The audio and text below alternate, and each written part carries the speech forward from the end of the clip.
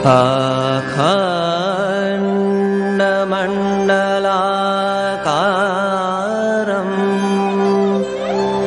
व्याप्तं येन चराचरं तत्पददर्शितं येन तस्मै श्री गुरवे नमः। নমস্কার, ভক্তি চ্যানেলে আপনাদের সকলকে স্বাগত। পাঠ করে শোনাচ্ছি শ্রীম কথিত শ্রী শ্রী রামকৃষ্ণ কথামৃত। ত্রেতায় শ্রীরাম, দাপরে শ্রীকৃষ্ণ, কলিতে শ্রীরামকৃষ্ণ। শ্রী শ্রী রামকৃষ্ণ কথামৃত। ঠাকুর শ্রী রামকৃষ্ণ ভক্ত সঙ্গে। রাত্রি 8টা-9টা হইবে। দোলযাত্রার 7 দিন পরে। রাম, মনমোহন, রাখাল, নিত্যগোপাল প্রভৃতি ভক্তগণ তাহাকে ঘিরিয়া রহিয়াছেন। সকলেই হরিনাম সংকীর্তন করিতে করিতে মত্ত হইয়াছেন। কয়েকটি ভক্তের ভাব অবস্থা হইয়াছে। নিত্যগোপালের ভাব অবস্থায় বক্ষস্থল রক্তিম বর্ণ হইয়াছে। সকলে উপবেশন করিলে মাস্টার ঠাকুরকে প্রণাম করিলেন। দেখিলেন রাখাল শুইয়া আছেন, ভাবাবিষ্ট, বাহ্য জ্ঞান শূন্য। ঠাকুর তাহার বুকে হাত দিয়া শান্ত হও, শান্ত হও বলিতেছেন। রাখালের এই দ্বিতীয় ভাব অবস্থা। তিনি কলিকাতার বাসাতে পিত্রালয়ে থাকেন, মাঝে মাঝে ঠাকুরকে দর্শন করিতে যান। এই সময়ে শ্যামপুকুর বিদ্যাসাগর মহাশয়ের স্কুলে কয়েকদিন পড়িয়াছিলেন। ঠাকুর মাস্টারকে দক্ষিণেশ্বরে বলিয়াছিলেন, আমি কলকাতায় বলরামের বাড়িতে যাব, তুমি আসিও। তাই তিনি তাহাকে দর্শন করিতে আসিয়াছিলেন। 1882 খ্রিস্টাব্দের 11ই মার্চ, বাংলায় 28শে ফাল্গুন, চৈত্র কৃষ্ণা সপ্তমী, আজ শনিবার। শ্রীযুক্ত বলরাম ঠাকুরকে নিমন্ত্রণ করিয়া আনিয়াছেন। এইবার ভক্তেরা বারান্দায় বসিয়া প্রসাদ পাইতেছেন। দাসের ন্যায় বলরাম দাঁড়াইয়া আছেন, দেখিলে বোধ হয় না তিনি এই বাড়ির কর্তা। মাস্টার এই নূতন আসিতেছেন, এখনো ভক্তদের সঙ্গে আলাপ হয় নাই, কেবল দক্ষিণেশ্বরে নরেন্দ্রের সঙ্গে আলাপ হইয়াছিল। কয়েকদিন পরে ঠাকুর শ্রীরামকৃষ্ণ দক্ষিণেশ্বরের শিব মন্দিরের সিঁড়ির উপর ভাবাবিষ্ট হইয়া বসিয়াছেন। বেলা 4টা-5টা হইবে। মাস্টার কাছে বসিয়া আছেন। কিয়ৎক্ষণ পূর্বে ঠাকুর নিজের ঘরে মেঝের উপর বিছানা পাতা তাহাতে বিশ্রাম করিতেছিলেন। এখনও ঠাকুরের সেবার জন্য কাছে সর্বদা কেহ থাকেন না। হৃদয় যাওয়ার পর ঠাকুরের কষ্ট হইতেছে। কলিকাতা হইতে মাস্টার আসিলে তিনি তাহার সঙ্গে কথা কহিতে কহিতে শ্রী শ্রী রাধাকান্তের মন্দিরের সম্মুখস্থ শিব মন্দিরের সিঁড়িতে আসিয়া বসিয়াছিলেন, কিন্তু মন্দিরের দিকে তাকিয়ে হঠাৎ ভাবাবিষ্ট হইয়াছেন। ঠাকুর জগন্মাতার সঙ্গে কথা কহিতেছেন, বলিতেছেন, মা, সবাই বলছে আমার ঘড়ি ঠিক চলছে। খ্রিস্টান, ব্রহ্মজ্ঞানী, হিন্দু, মুসলমান সকলেই বলে আমার ধর্ম ঠিক, কিন্তু মা, কারোর ঘড়ি তো ঠিক চলছে না। তোমাকে ঠিক কে বুঝাতে পারবে? তবে ব্যাকুল হয়ে ডাকলে, তোমার কৃপা হলে সব পথ দিয়ে তোমার কাছে পৌঁছানো যায়। মা, খ্রিস্টানরা গির্জাতে তোমাকে কি করে ডাকে একবার দেখিও। কিন্তু মা, ভিতরে গেলে লোকে কি বলবে? যদি কিছু হাঙ্গামা হয়, আবার কালী ঘরে যদি ঢুকতে না দেয়, তবে গির্জার দোরগোড়া থেকে দেখিও। আরেকদিন ঠাকুর নিজের ঘরে ছোট খাটটির উপর বসিয়া আছেন, আনন্দময় মূর্তি, হাস্যবদন। শ্রীযুক্ত কালীকৃষ্ণের সঙ্গে মাস্টার আসিয়া উপস্থিত। কালীকৃষ্ণ জানিতেন না তাহাকে তাহার বন্ধু কোথায় লইয়া আসিতেছেন। বন্ধু বলিয়াছিলেন, সুরীর দোকানে যাবে তো আমার সঙ্গে এসো, সেখানে এক জালা মদ আছে। মাস্টার আসিয়া বন্ধুকে যাহা বলিয়াছিলেন, প্রণাম অনন্তর ঠাকুরকে সমস্ত নিবেদন করিলেন।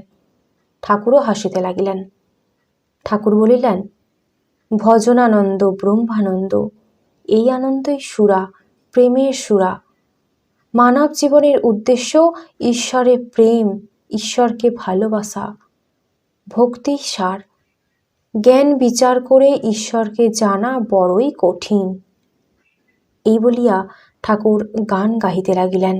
কে জানে কালি কেমন, বড় দর্শনে না পায় দর্শন। কে জানে কালি কেমন, ওগো মূলাধারে সহচারে সদা যোগী করে মনন, করে মনন।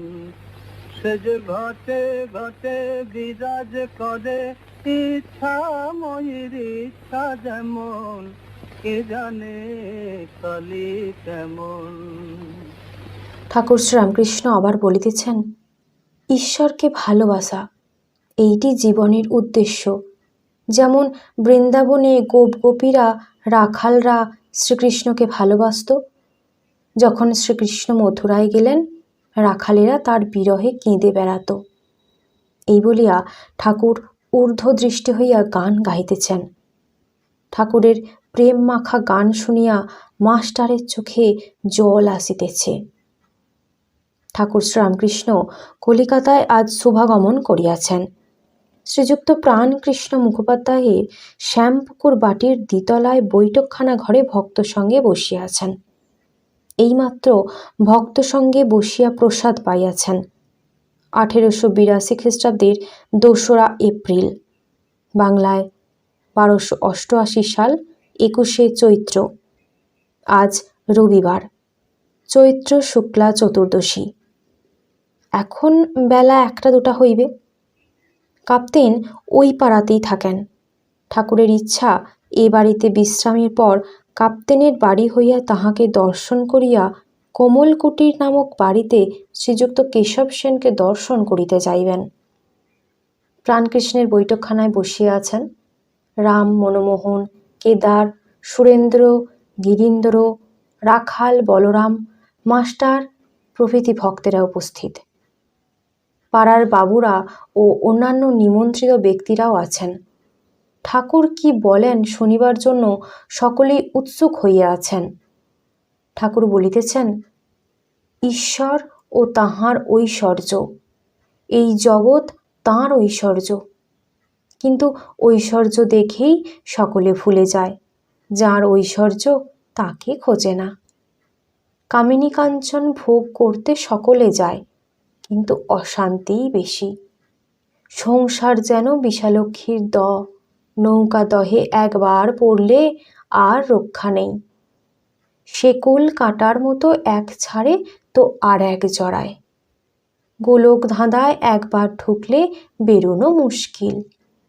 মানুষ যেন ঝলসা পোড়া হয়ে যায়। একজন ভক্ত তখন বলছেন, এখন উপায় কি? শ্রীরামকৃষ্ণ বলছেন, উপায় সাধু সঙ্গ আর প্রার্থনা। বৈদ্যের কাছে না গেলে রোগ ভালো হয় না। সাধু সঙ্গ একদিন করলে হয় না, সর্বদাই দরকার।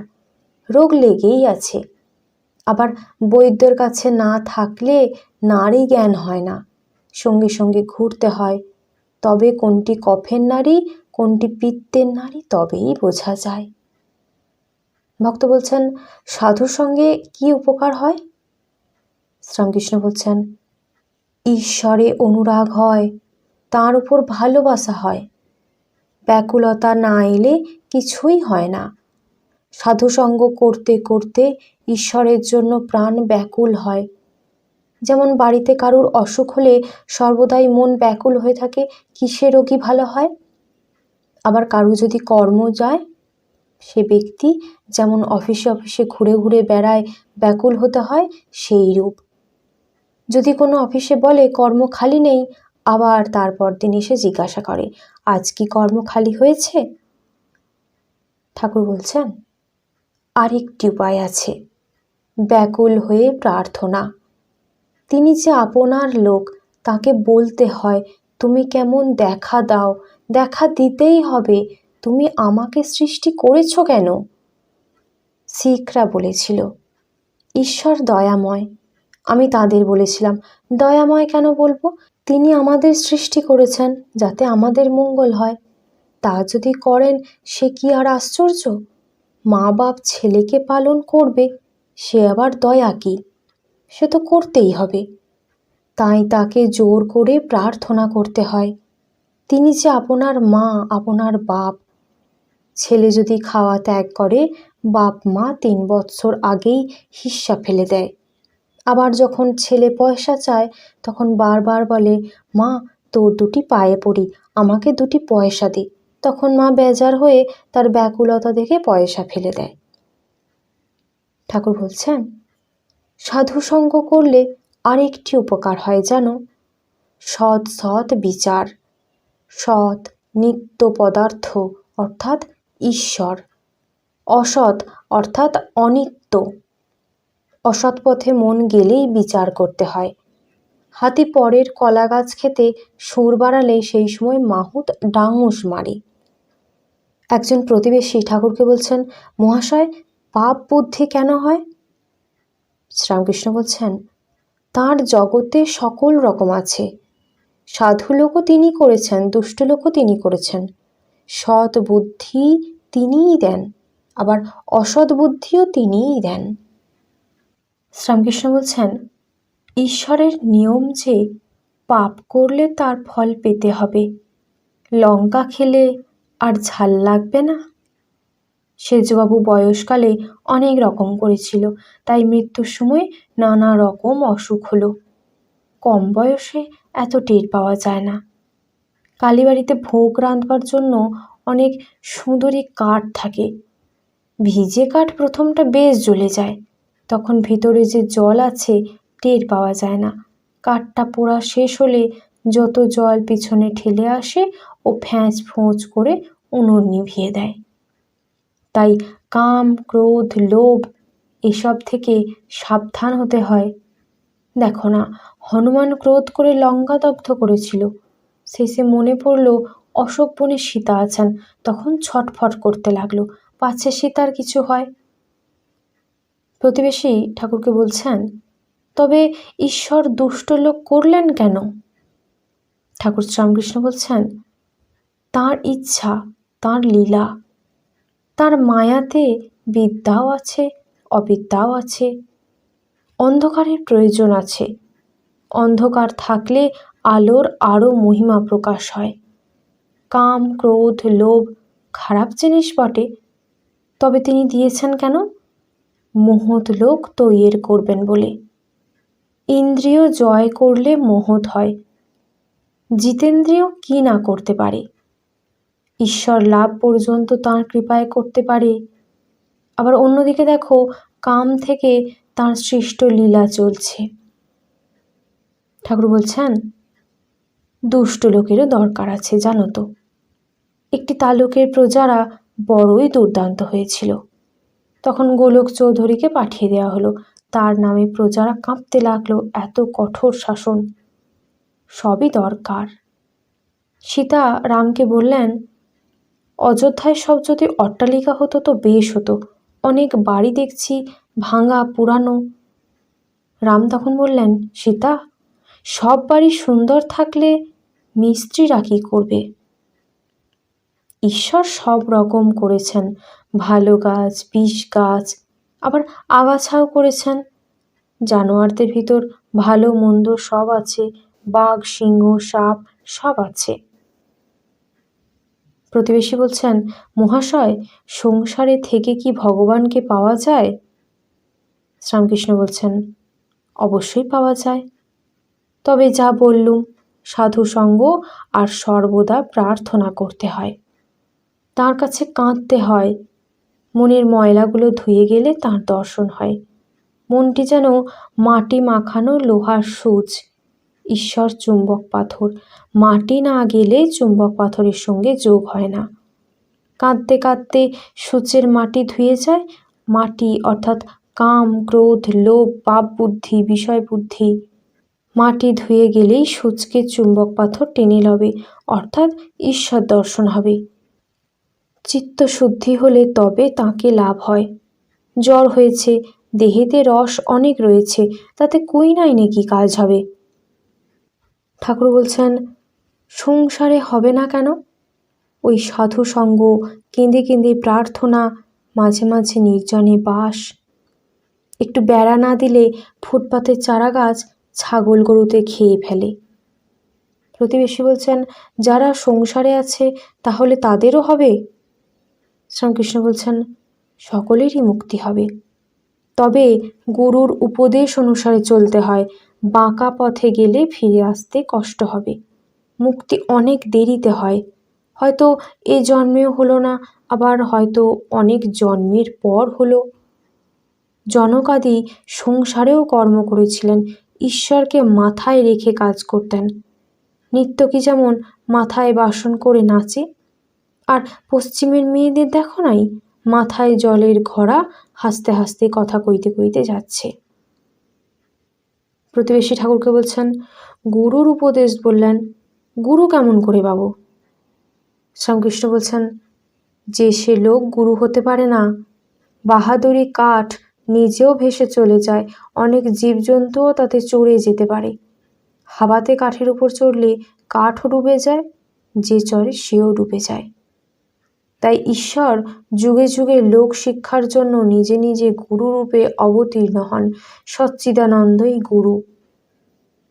ঠাকুর শ্রীরামকৃষ্ণ বলছেন, জ্ঞান কাকে বলে আর আমি কে? ঈশ্বরই কর্তা আর সব অকর্তা, এর নাম জ্ঞান। আমি অকর্তা, তাঁর হাতের যন্ত্র। তাই আমি বলি, মা তুমি যন্ত্রী, আমি যন্ত্র। তুমি ঘরণী, আমি ঘর। আমি গাড়ি, তুমি ইঞ্জিনিয়ার। যেমন চালাও তেমনই চলি, যেমন করাও তেমনই করি, যেমন বলাও তেমনই বলি। না হং তু হুঁ। শ্রীরামকৃষ্ণ কাপ্তেনের বাটি হইয়া শ্রীযুক্ত কেশব সেনের কমলকুটির নামক বাটিতে আসিয়াছেন। সঙ্গে রাম, মনমোহন, সুরেন্দ্র, মাস্টার প্রভৃতি অনেকগুলি ভক্ত। সকলে দ্বিতল হলঘরে উপবেশন করিয়াছেন। শ্রীযুক্ত প্রতাপ মজুমদার, শ্রীযুক্ত ত্রৈলোক্য প্রভৃতি ব্রাহ্ম ভক্তগণ উপস্থিত আছেন। ঠাকুর শ্রীযুক্ত কেশবকে বড় ভালোবাসেন। যখন বেলঘরের বাগানে সশিষ্য তিনি সাধন ভজন করিতেছিলেন, অর্থাৎ 1875 খ্রিস্টাব্দের মাঘ উৎসবের পর কিছুদিনের মধ্যে ঠাকুর একদিন বাগানে গিয়া তাহার সহিত দেখা করিয়াছিলেন, সঙ্গে ভাগিনেও হৃদয়রাম। বেলঘরের এই বাগানে তাহাকে বলেছিলেন, তোমারই ল্যাজ খসেছে, অর্থাৎ তুমি সব ত্যাগ করে সংসারের বাহিরেও থাকতে পারো, আবার সংসারেও থাকতে পারো। যেমন ব্যাঙাচির লেজ খসলে জলেও থাকতে পারে, আবার ডাঙাতেও থাকতে পারে। পরে দক্ষিণেশ্বরে, কমলকুটিরে, ব্রাহ্ম সমাজ ইত্যাদি স্থানে অনেকবার ঠাকুর কথাচ্ছলে তাহাকে উপদেশ দিয়াছিলেন। নানা পথ দিয়া, নানা ধর্মের ভিতর দিয়া ঈশ্বর লাভ হতে পারে। মাঝে মাঝে নির্জনে সাধন ভজন করে ভক্তি লাভ করে সংসারে থাকা যায়। জনকাদি ব্রহ্মজ্ঞান লাভ করে সংসারে ছিলেন। ব্যাকুল হয়ে তাকে ডাকতে হবে, তবে দেখা দেন। তোমরা যা করো নিরাকার সাধন, সে খুব ভালো। ব্রহ্মজ্ঞান হলে ঠিক বোধ করবে ঈশ্বর সত্য আর সব অনিত্য, ব্রহ্ম সত্য, জগৎ মিথ্যা। সনাতন হিন্দু ধর্মে সাকার নিরাকার দুই মানে।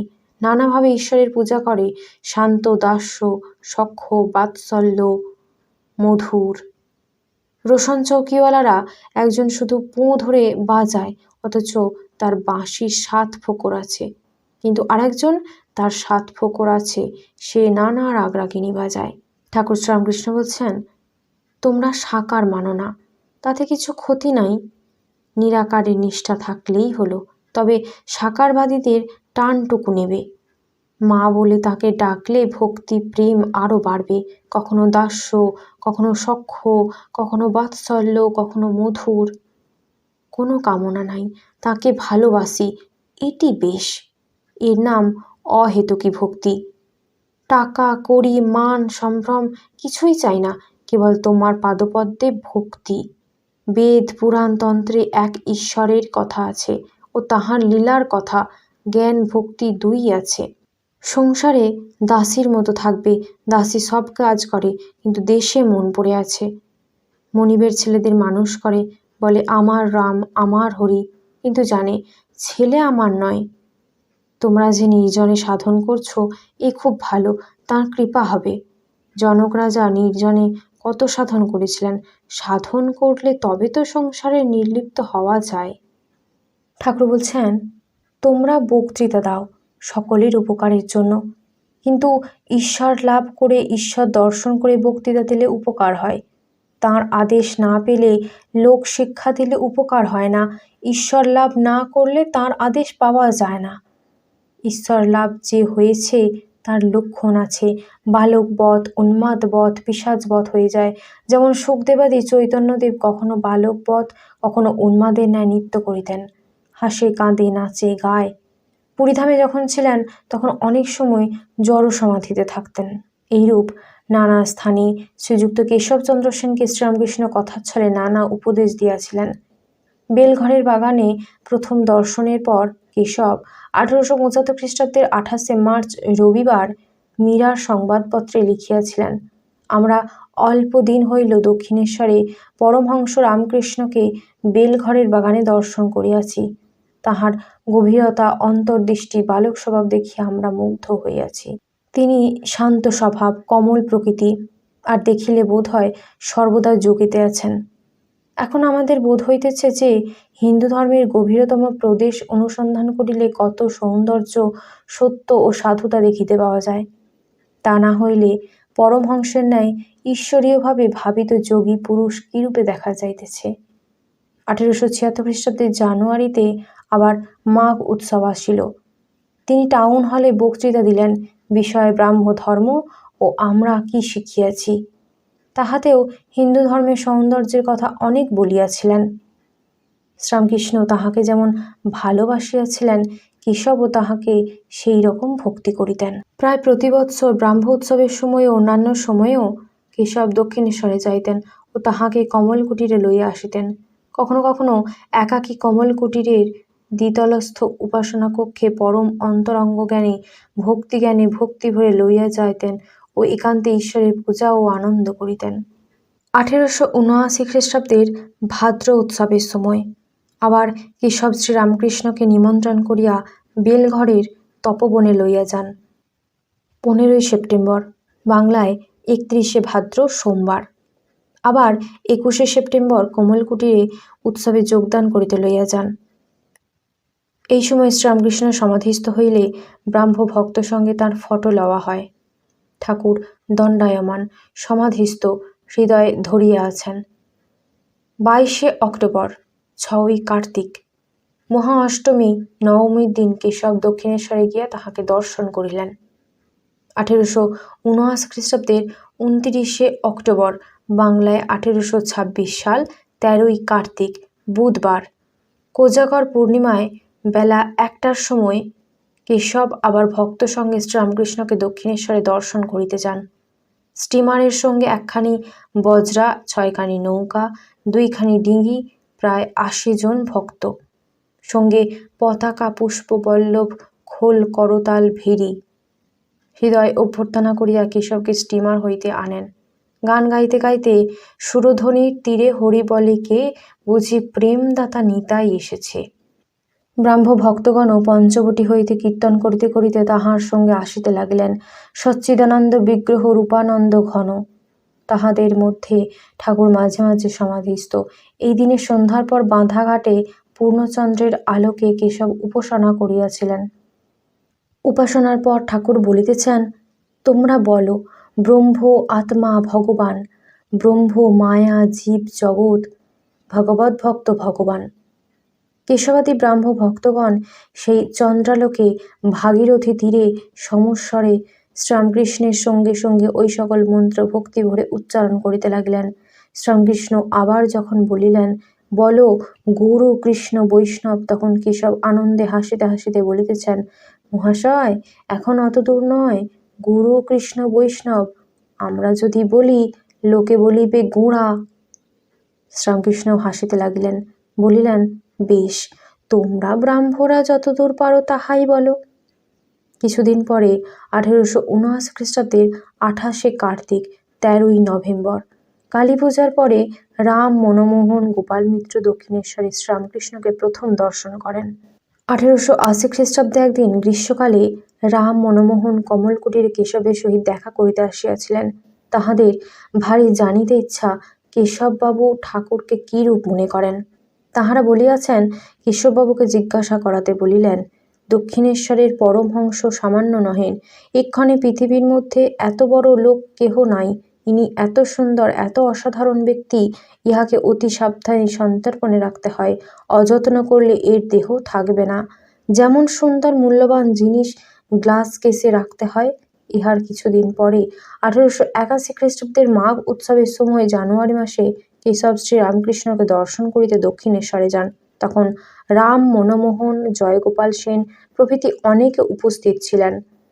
1881 খ্রিস্টাব্দের 15ই জুলাই, বাংলায় 1288 সাল, পয়লা শ্রাবণ, শুক্রবার, কেশব আবার শ্রীরামকৃষ্ণকে দক্ষিণেশ্বর হইতে স্টিমারে তুলিয়া লন। 1881 খ্রিস্টাব্দের নভেম্বর মাসে মনমোহনের বাটিতে যখন ঠাকুর শুভাগমন করেন ও উৎসব হয়, তখনও কেশব নিমন্ত্রিত হইয়া উৎসবে যোগদান করেন। শ্রীযুক্ত ত্রৈলোক্য প্রভৃতি গান করিয়াছিলেন। 1881 খ্রিস্টাব্দের ডিসেম্বর মাসে রাজেন্দ্র মিত্রের বাটিতে শ্রীরামকৃষ্ণ নিমন্ত্রিত হইয়া যান। শ্রীযুক্ত কেশবও গিয়াছিলেন।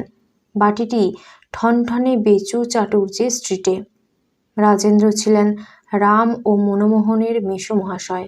রাম, মনমোহন, ব্রাহ্মভক্ত রাজমোহন, রাজেন্দ্র কেশবকেও সংবাদ দেন ও নিমন্ত্রণ করেন। কেশবকে যখন সংবাদ দেওয়া হয়, তখন তিনি ভাই অঘোরনাথের শোকে অসহজ গ্রহণ করিয়াছিলেন। প্রচারক ভাই অঘোর 24শে অগ্রহায়ণ 8ই ডিসেম্বর বৃহস্পতিবার লখনৌ নগরে দেহত্যাগ করেন। সকলে মনে করিলেন কেশব বুঝি আসিতে পারিবেন না। কেশব সংবাদ পাইয়া বলিলেন, সে কি, পরমহংস মহাশয় আসিবেন আর আমি যাইব না? অবশ্যই যাইব। অসহজ তাই আমি আলাদা জায়গায় খাব। শ্রীযুক্ত কেশবকে ঠাকুর স্নেহপূর্ণ নয়নে দেখিতেছেন, যেন কত আপনার লোক, আর যেন ভয় করিতেছেন কেশব পাছে অন্য কারু অর্থাৎ সংসারের হয়েন। তাহার দিকে তাকাইয়া আবার তিনি গান ধরিলেন। ঠাকুর বলছেন, সব ত্যাগ করে ভগবানকে ডাক, তিনিই সত্য আর সব অনিত্য, তাকে না লাভ করলে কিছুই হলো না, এই মহামন্ত্র। আবার উপবেশন করিয়া ভক্তদের সঙ্গে কথা কহিতেছেন। তাহাকে জল খাওয়াইবার জন্য উদ্যোগ হইতেছে। হলঘরের একপাশে একটি ব্রাহ্ম ভক্ত পিয়ানো বাজাইতেছেন। শ্রীরামকৃষ্ণ সহস্র বদন বালকের ন্যায় পিয়ানোর কাছে গিয়া দাঁড়াইয়া দেখিতেছেন। একটু পরেই অন্তঃপুরে তাহাকে লইয়া যাওয়া হইল। জল খাইবেন আর মেয়েরাও প্রণাম করিবেন। ঠাকুর শ্রীরামকৃষ্ণের জলের সেবা হইল। এইবার তিনি গাড়িতে উঠিলেন। ব্রাহ্ম ভক্তেরা সকলেই গাড়ির কাছে দাঁড়াইয়া আছেন। কমলকুটির হইতে গাড়ি দক্ষিণেশ্বর মন্দির অভিমুখে যাত্রা করিল।